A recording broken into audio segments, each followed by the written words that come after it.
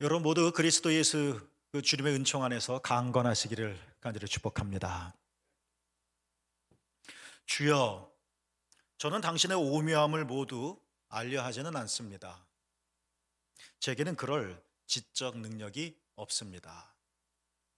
이 말은 중세기 스콜라 신학자인 대주교 안셀무스가 한 말입니다. 이분의 말의 주장은 우리가 하나님을 다 알 수 없다는 거죠. 저는 당신의 오묘함을 모두 알려 하지 않습니다. 왜냐하면 관심이 없어서가 아니라 우리의 지적 능력이 안 되기 때문이다는 것이죠. 안셀무스의 말은 여기서 끝나지 않습니다. 연이어 이어지는 말이 있는데요. 이렇습니다. 그렇지만 제가 진정 믿고 사랑하는 당신의 진리를 어느 정도는 이해하기 원합니다. 믿기 위해서 알려는 것이 아닙니다. 도리어 알려면 먼저 믿어야 하고 믿음이 없으면 알 수도 없을 것입니다. 안셀머스의 두 번째 말은 우리가 진정 하나님을 알기를 원한다면 탐구하고 연구하고 측량하는 것이 아니라 믿어야 된다는 것입니다. 믿으면 알게 된다는 것이죠. 예수님은 우리가 이해해야만 하는 분이 아닙니다. 예수님은 우리가 믿어야 되는 분입니다. 만약 예수님을 이해하려고만 한다면 예수님 왜 이렇게 하셨을까? 예수님이 어떻게 하실까? 더러 우리가 이해할 수 있는 것들도 있겠지만 온통 이해로만 가득 채우려고 한다면 성경에 나와 있는 예수님의 모든 말씀들, 예수님의 모든 행동들은 다 불합리한 것들로만 보이게 되어질 것입니다. 현대인들의 눈에 속에서 어떻게 죽은 자가 다시 살아날 수 있겠습니까? 합리가 당연한 것처럼 여겨진 이 시대 속에서 어떻게 오병이어로 5천 명을 먹이는 그런 기적이 일어날 수 있겠습니까? 그래서 자유주의 신학자들은 오병이어의 기적을 진짜 기적이 아니라 사람들이 감동을 받아서 감춰뒀던 도시락을 다 꺼내들었기 때문이다 라는 그런 해석을 내놓을 뿐이었죠. 구약에 하나님을 신실하게 사랑하고 경외하는 이 지혜자의 말의 묶음이 전도서인데요. 오늘 전도서 본문에서 지혜자가 세 가지를 말을 하고 있습니다. 이 세 가지를 좀 살펴봤으면 좋겠습니다. 첫 번째 말은 본문 맨 마지막 부분에 나와 있는데요. 그러나 하나님이 하시는 일의 시종을 사람으로 측량할 수 없게 하셨도다. 하나님이 하셨다는 겁니다. 무엇을요? 하나님이 하시는 모든 일을 처음부터 끝까지 우리가 다 깨달을 수 없게끔 하나님께서 만드셨다는 것입니다. 하나님을 잘 알면 감춰진 것 없이 구석진 것 없이 잘 알면 잘 믿을 것 같은데 정말 그럴까요? 부모님이 말씀하시는 우리에게 훈계하시는 것들을 그 이유를 연유를 우리가 다 속속들이 알면 따를 수 있을 것 같은데 정말 이해했기 때문에 따르는 걸까요? 어릴 적에 부모님께서 얘야 잠자기 전에는 이를 닦아야 된단다. 귀찮죠. 왜 이를 닦아야 하는지 그것이 우리 치아 건강에 얼마나 좋은지 지금은 알지만 그 당시에는 몰랐고 그래서 왜 잠자기 전에는 칫솔질을 해야 되는지 깨달았지 못했지만 합니다. 부모님의 말씀이기 때문에 그런 거죠. 그러니까 칫솔질의 당연함을 이해했기 때문에 칫솔질을 하는 것이 아니라 또 다른 깊은 연유가 있는 것이죠. 하나님이 그렇게 하셨다. 깨닫지 못하게 하셨다. 만약 다 깨닫는다면 감당하지 못할 것 같습니다. 우리 그릇이 너무 작아서 말입니다. 창세기가 우리에게 이것들을 어느 정도 이해할 수 있는 힌트를 주는 것 같습니다. 하나님께서 7일 동안 천지를 창조하시면서 6일 동안 만드시고 일곱째 날 쉬셨는데요. 그 중에 인간은 맨 마지막입니다. 마지막 날, 여섯째 날, 그것도 오후, 그냥 오후는 제 표현입니다. 두 번째 오후에 여섯 번째 날 나중에 만들어진 거죠. 하나님께서 세상을 창조해 나가실 첫째 날 만드시고 두 번째 날, 세 번째 날 만드실 땐 인간은 아예 있지도 않았습니다. 존재하지도 않았던 인간이 그러니까 첫째 날 만드신 것이 무엇이며 왜 만드셨는지 어떻게 만드셨는지 알 재간이 없죠. 생태학자들의 해석에 의하면 빛이 있으라, 이 빛은 태양은 아닙니다. 광명체는 훗날 하나님이 다시 만들죠. 밤이 지나고 낮이 되었더니 이는 첫째 날이라 하는 성경의 표현대로 첫째 날이 처음으로 생깁니다. 그러니까 생태학자들은 빛은 시간이다 라고 말합니다. 현대 물리학에서도 맞는 말이죠. 빛은 시간입니다. 이것을 좀 유식하게 표현하면 역사입니다. 하나님은 시간을 첫째 날 만드시고 두 번째 공간을 만드시고 시간과 공간 안에 속속들이 피조물들을 다 넣으셨죠. 그리고 맨 마지막에 인간을 만듭니다. 이런 인간이 창조되기 이전에 있었던 일들을 우리가 어떻게 헤아릴 수 있겠습니까? 돌이 여기 왜 있는지, 산이 왜 이곳에 우뚝 서 있는지, 우리가 시간을 어떻게 이해하겠습니까? 우리가 공간을 어떻게 다 헤아릴 수 있겠습니까?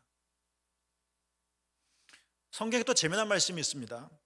하나님께서 하와를 만드실 때 어떻게 하셨나요? 아담을요? 재우셨습니다. 아담은 사람이란 뜻입니다.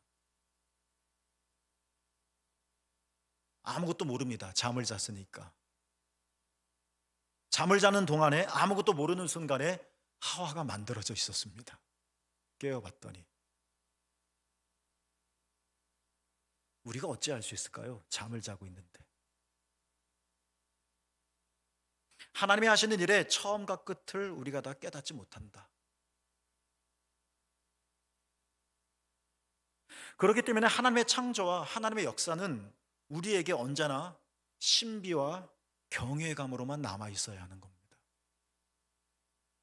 우리는 다 낱낱이 파헤쳐서 A는 A고 B는 B고 공식을 만들고 명령하고 명제를 작성할 수 있을 때 뭔가 뿌듯하고 해낸 것 같다고 생각이 들지만 하나님이 하시는 일의 시정을 우리가 다 측량하지 못한다.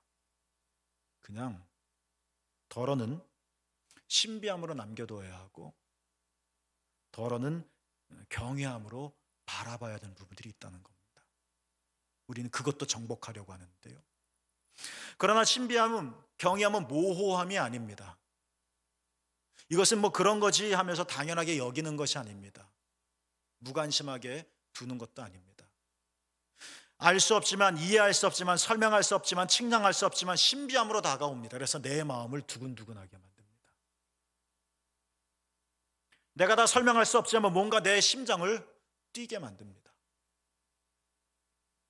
예를 들면 물론 지금 물리학이 해가 왜 뜨는지를 우리에게 충분히 설명을 해주지만 저 아침에 벌건 붉은 태양이 솟아오를 때 우리는 뭔가 신비함을 느낍니다. 우리의 삶을 신비와 경외 이것들을 잃어버리면 우리의 삶은 메마르게 되어질 것입니다. 우리 삶에 신비가 스며들어오고 뭔가 높이 있는 것을 바라볼 줄 알 때 비로소 우리는 겸손해지기도 하고 우리 삶에 뭔가 윤택함이 있게 되어지는 것이죠. 신비와 경외를 잃으면 신앙이 아닌 것입니다. 어찌됐든 전도자가 지혜자가 말하는 첫 번째는 하나님은 우리가 하나님이 하시는 일을 다 깨닫지 못하게 하셨다는 것입니다. 난 무지 속에 가두어 두신 것이 아니라 알지 말아라 하는 겁니다. 알 수도 없다는 겁니다. 아들이 아버지를 어떻게 다 알 수 있으며 학생이 교사의 의도를 어떻게 깨달을 수 있으며 이것보다 훨씬 심도 있게 인간이 어떻게 하나님이 하시는 그 깊으신 속뜻을 다 깨달을 수 있겠습니까? 불가능하다는 겁니다. 맨 마지막에 창조됐는데 잠을 잤는데 그냥 신비감으로 남겨두라는 겁니다. 여기에 경외감이 밀려 들어온다는 거죠. 지혜자가 두 번째로 말합니다. 오늘 본문 첫 번째 부분에 하신 말씀인데요. 중요한 말이죠. 하나님이 모든 것을 지으시되 때를 따라 아름답게 하셨다는 겁니다. 맞습니다. 우리는 알 수 없습니다. 왜 하늘의 구름이 이렇게 흘러가는지, 이 바다는 어떻게 시작되어졌는지, 바람은 어디서 불어서 어디로 흘러가는 건지 우리는 알 수 없습니다. 왜 내게 이런 일이 일어나는 건지, 왜 그때가 아니라 지금인 것인지, 왜 나는 지금 어려워야 되는 건지, 다른 사람이 힘들어할 때 왜 나는 기뻐하는 건지, 이 세계에 기둥은 누가 놓으셨는지, 우리는 하나님이 하시는 모든 일의 처음과 끝을 다 알 수는 없지만, 그래서 때로는 답답하고, 하나님 왜 지금입니까? 하나님 왜 나이어야 하는 겁니까? 하나님 왜 이거는 안 되는 겁니까? 속이 상하기도 하고 괴롭기도 하겠지만, 지혜자가 말합니다. 하나님이 하시는 일은 언제나 아름답다는 것입니다. 부모님이 저에게 이를 닦으란 이야기는 단순히 위생 건강의 문제만은 아닐 겁니다. 단순히 규칙만을 이야기한 것은 아닙니다. 저를 사랑하시기 때문에 하는 겁니다. 제 치아가 썩어서 아플까봐, 그래서 내가 상할까봐 저를 아끼기 때문에 하는 말입니다. 나를 아름답게 하기 위해서 그런 규칙을 전해주는 겁니다. 우리가 알 수 없는 일이 허다하지만, 아는 것보다 모르는 것이 더 많지만, 내가 하나님이 하시는 모든 일이 시종으로 알 수 없다는 것은 내가 누구이지, 인간이 이렇게 유한하다. 인간의 모든, 빌립보서 4장 6절 말씀처럼 인간의 모든 지각을 다 긁어 모아도 하나님을 알 수 없다. 내가 누구인지를 교만 떨지 말아라. 다 안다고 생각하지 말아라. 나 자신에 대한 인정을 말하는 거라면, 하나님이 모든 것을 지으시되 때를 따라 아름답게 하셨다 하는 것은 우리의 고백을 요청하는 겁니다. 알 수 없어요. 그러나 아름다워질 거예요. 저 산 너머에 뭐가 있는지 저는 몰라요. 그러나 아름다운 들판이 있을 거예요. 저 바다 건너에 어떤 일이 일어날지 저는 모르겠습니다. 그러나 하나님은 언제나 아름답게 하실 것입니다. 이것은 신뢰의 문제입니다. 이것은 고백인 겁니다. 요한복음 11장에 보면 나사로가 병들었습니다. 나사로는 그냥 나사로가 아닙니다. 예수님이 사랑하는 자라고 했습니다. 위독했죠. 그래서 사람을 보내서 나사로의 상태를 예수님에게 알려주었습니다. 예수님께서 사랑하시는 나사로니까 그 전가를 받았으면 있던 일정도 취소하고 오셔야 할 것만 이상합니다. 예수님께서 이틀을 지체하셨습니다. 2시간이 아닙니다. 이틀입니다. 아니나 다를까 이틀 후에 나사로의 집에 왔더니 이미 죽었습니다. 어떻게 할 수가 없습니다. 무덤 안에 들어갔습니다. 빨리 오셔달라고, 기도해달라고, 살려달라고 사랑까지 보냈는데 우리는 이해 못하겠습니다. 예수님이 왜 그랬는지. 오라버니의 죽음으로 근심하던 마르다 마리아가 예수님이 오시자 보고, 예수님이 시간 맞춰 오셨더라면 나사로가 죽지 않았을 것입니다 라고 똑같은 말로 원망을 합니다. 왜 늦으셨습니까? 왜 빨리 안 오셨습니까? 왜지요? 왜? 마르다와 마리아 이런 원망은 주님께서 하시는 일을 알지 못하는 이 인간, 우리의 유한함, 우리의 한계, 인간의 탄식입니다. 왜 그러신 겁니까? 왜 그러신 겁니까? 그러나 이 나사로의 사건은 마르다와 마리아가 알고 있는 것이 전부가 아니라고 하는 것을 우리에게 깨닫게 해줍니다. 우리는 예수님이 왜 이틀을 늦추셨는지 그 연유를 캐내려고 합니다. 사고가 나셨나요? 차량이 망가졌나요? 갑자기 또 급한 일이 생겼나요? 나보다 더 중요한 일이 있었나요? 그 이유를 자꾸 파헤치려고 합니다. 그 이유를 파헤친다는 이야기는 이틀을 늦은 거에 대한 이 현상을 분석하고 설명하려고 하는 겁니다. 그러나 이 사건은 너희들의 이 협소한 시각이 너희가 알고 있는 것이 이 온 역사, 이 모든 시간의 전부가 아니다 하는 것들을 우리에게 흔들어 깨워주는 겁니다. 사실 예수님께서 나사로가 병들었다는 소식을 들었을 때 하신 첫마디는 나사로는 죽을 병에 걸린 것이 아니다 였습니다. 아니, 편지를 읽어보면 상황이 만만치가 않은데 예수님은 태연하게 죽을 병이 아니야, 하나님의 영광을 드러내실 거야. 우리는 이 나사로의 이야기를 통째로 다 알고 있기 때문에 이 스토리 이렇게 쭉 전개가 어떻게 되는지를 다 알고 있기 때문에 뭐 대수롭지 않게 읽어 내려가겠지만, 그 현장 속에서 시간을 살고 있는 사람들, 그러니까 예수님의 제자들은 내가 편지를 읽어보니까 심상치가 않은데 죽을 병이 아니라고? 이틀을 지체해도 된다고? 하나님의 영광을 위한 거라고? 제자들은 온통 물음표였을 겁니다. 그러나 예수님의 이 말씀은 빈말이 아니었죠. 실제로 예수님께서는 죽은 나사로를 살려내셨고 그것들을 통해서 하나님의 영광을 그의 집에 온전히 드러내셨습니다. 그제서야 알게 됩니다. 왜 죽을 병이 아니라고? 왜 이틀을 늦으셨어? 허다한 물음표, 집요한 설명하려고 함. 그러나 그게 전부가 아니었다는 겁니다. 예수님이 나를 사랑하지 않는다라고 내 오만한 단정, 그게 전체가 아니었다라는 겁니다. 예수님은 처음과 끝이 동일했습니다. 하나님의 영광, 마지막에도 하나님의 영광. 그래서 중간에 말씀하셨죠. 네가 믿으면 하나님의 영광을 보리라. 우리 진지해집시다. 그리고 솔직해집시다. 우리가 너무 답답하니까, 마음이 괴로우니까, 힘드니까 이해는 하겠지만, 여러분 정직합시다. 우리는 하나님이 하시는 모든 일의 시종을 알 수가 없습니다. 아는 사람이 누가 있습니까? 저라고 알겠습니까? 그렇지만 여러분, 기억합시다. 고백합시다. 하나님은 우리 삶을 언제나 아름답게 만들어 가실 것입니다.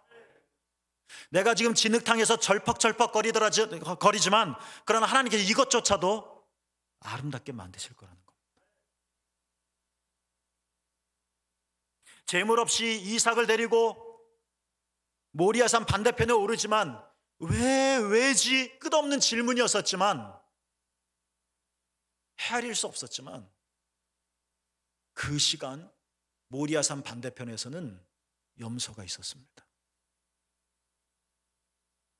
하나님은 우리 삶을 언제나 아름답게 만들어 가신다. 지혜자의 세 번째 말입니다. 중간에 보면 이런 말씀이 있죠. 이 말씀이 중요한 건데요. 또 사람들에게는 영혼을 사모하는 마음을 주셨다. 마음. 저는 이것을 영혼으로 한번 고쳐 읽어보면 어떨까 제안을 해봅니다. 사실 비슷한 말입니다. 너 마음이 착해? 성경에서 마음은 그 마음이 아닙니다. 하트인데, 이 하트, 영어 성경에 하트로 번역되어진 이 마음은 때로는 개역 성경에 심령이란 말로 번역되기도 했습니다. 마음을 주셨다. 영혼을 주셨다. 사람들에게. 우리 영혼이 뭐 하는 겁니까? 이 부분을 표준 세번역을 근거로 해서 조금만 좀 의역을 하면 이런 내용입니다. 하나님께서 우리에게 영혼을 주셨다. 우리에게 마음을 주셨다. 그 영혼이 뭐 하는 겁니까? 하나님이 행하실 과거의 모든 일, 하나님께서 행하시고 나갈 미래의 모든 아름다운 일들을 바라볼 수 있게 하셨다. 내 영혼이 바라보는 겁니다. 헤아릴 수는 없습니다. A는 A다, B는 B다라고 도식화시킬 수는 없습니다. 모두가 다 끄떡끄떡거릴 만큼 수학적으로 딱딱딱딱 부러지게 설명할 수는 없습니다. 그러나 바라볼 수는 있습니다. 여기서 거리가 몇 미터인지 측량할 수는 없습니다. 그러나 바라볼 수는 있습니다. 하나님께서 왜 과거에 이런 일을 행하셨는지 충분히 설명을 할 수 없지만, 내가 어떤 일이 미래에 일어날지 내가 측량할 수는 없지만, 그러나 바라볼 수는 있습니다. 아름답게 하실 것이다. 바라볼 수 있다는 겁니다. 무엇이 바라봐요? 내 영혼이 바라볼 수 있다는 겁니다. 내 영혼이 이렇게 바라봄, 하나님께서 행하실 이 아름다운 일들을 바라봄. 여러분, 이게 믿음입니다.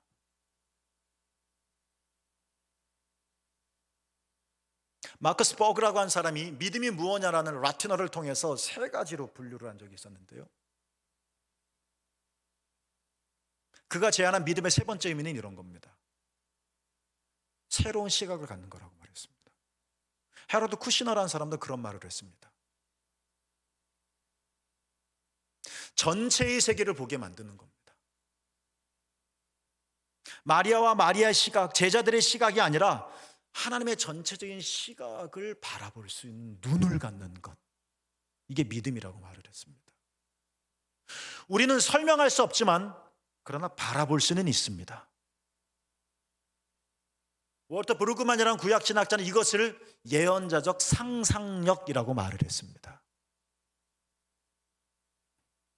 우리는 이해할 수는 없지만 조곤조곤 하나하나 다 뜨개질하듯이 설명해낼 수는 없지만, 풀어낼 수는 없지만, 그러나 상상할 수는 있습니다.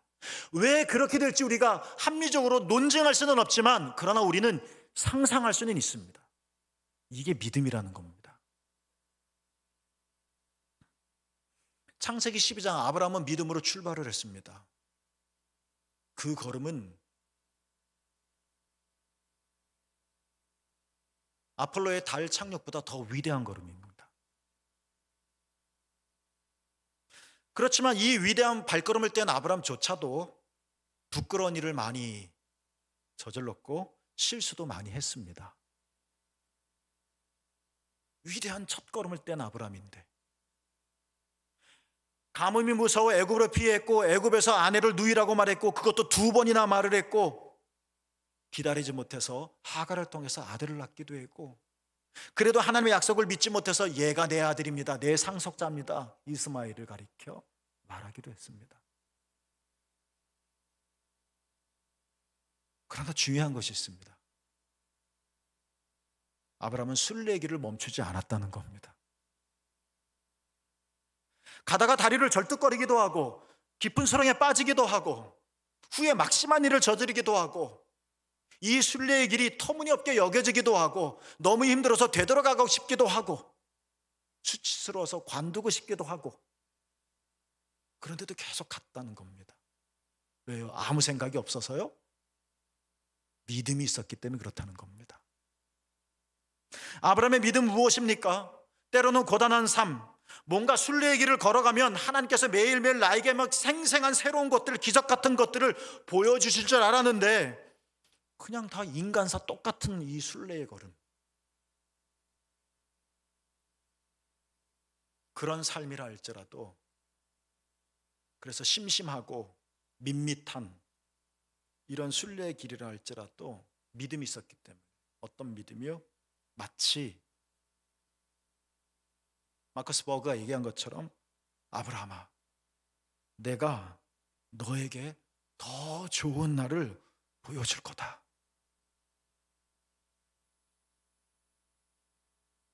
사냥꾼의 올무에 걸려서 허둥허둥 될 때 아브라함은 들은 겁니다. 아브라함아, 내가 더 나은 나라를 너에게 보여주겠다. 아름다운 미래입니다. 이 아름다운 미래와 지금 사냥꾼의 올무와 애굽에서의 난처한 일과 이 가나안의 흉년이 어떻게 연결되어질 수 있을까? 난해하기 그지없지만, 측량할 수 없지만, 그러나 상상합니다. 그러나 바라는 봅니다. 인과관계를 충분히 납득할 만큼 설명해 낼 수는 없지만, 그러나 아브라함은 바라봅니다. 하나님께서 더 좋은 길을, 더 좋은 나라를 나에게 보여주실 거야. 우리의 영원한 소설이 하나 있죠. 생텍쥐페리가 지은 어린 왕자입니다. 며칠 전에 다시 한번 읽어봤는데요, 소설 뒷부분에 어린 왕자가 화자에게, 그러니까 생텍쥐페리겠죠, 이런 말을 합니다.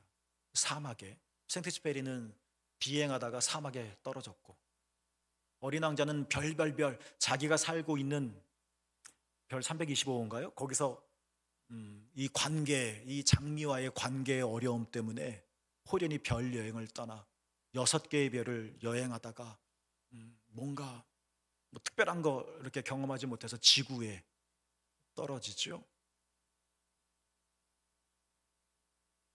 사막입니다. 사막.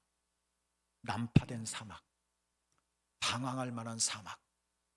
네, 거기서 어린 왕자가 말합니다. 집이건 별이건 혹은 사막이건 그들을 아름답게 하는 건 눈에 보이지 않는 법이야 라는 말을 합니다. 사막이 뭐가 아름답겠습니까? 맨날 먹는 밥이 뭐가 맛있겠습니까? 맨날 들어가는 집이 뭐가 아름답게 보이겠습니까?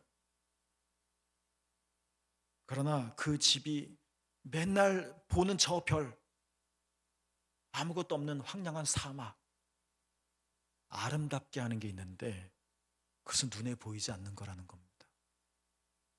그러니까 우리는 자꾸 측량하려고 합니다. 우리 자꾸 하나님을 계산하려고 합니다. 설명해내려고 합니다. 하나님을 설명해낸다고 아름다워지는 것이 아니라는 겁니다. 어린 왕자가 계속 말하죠. 눈은 보지를 못해.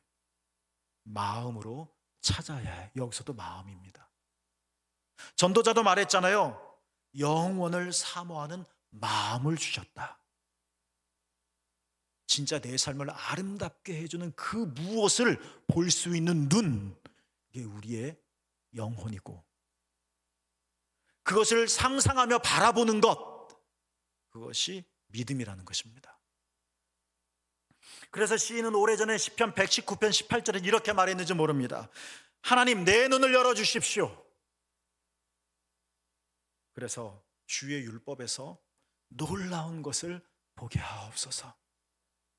율법은 우리를 얽매이는 것 같고 꼼짝받지 못하게 만드는 것 같고 뭔가 생명력은 없고, 그런데 그 율법에서 하나님, 내가 놀라운 것을 보게 하옵소서. 눈으로는 볼 수 없는, 내 눈이 열려야 볼 수 있는, 수많은 초대 기독교인들이 이해할 수 없는 박해를 받습니다. 예수님이 나의 주님이시라는데 왜 우리가 고난을 받아야 되는 겁니까? 이 박해 있는 자들에게 히브리서가 말합니다. 예수를 바라보자. 예수를 바라보자는 것은 멀뚱멀뚱 쳐다보는 게 아닙니다.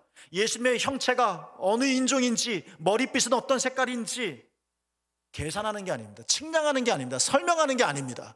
예수님을 바라봐라 할 때 이 예수님을 바라본다는 것은 뭡니까? 충분히 내 삶을 이해할 수는 없어도, 측량할 수 없어도, 그러나 주님이 내 삶을 더 좋게 만들어 가실 거라는 믿음의 눈을 감는 것, 이게 바라본다는 것입니다. 예수님을 바라보며 삽시다. 우리 주님이 여러분의 삶을 아름답게 만들어 가실 일을 상상하며 삽시다. 바라보며 삽시다. 이게 믿음의 길입니다. 이게 예수님을 바라보는 것입니다. 이해할 수 없습니다. 그러나 하나님은 아름답게 만드실 것입니다. 그것을 봅시다. 우리의 삶이 아름다운 이 지경에 이르는 영광의 순간을 경험하시게 되는 여러분 모두가 되기를 축복합니다. 기도하겠습니다.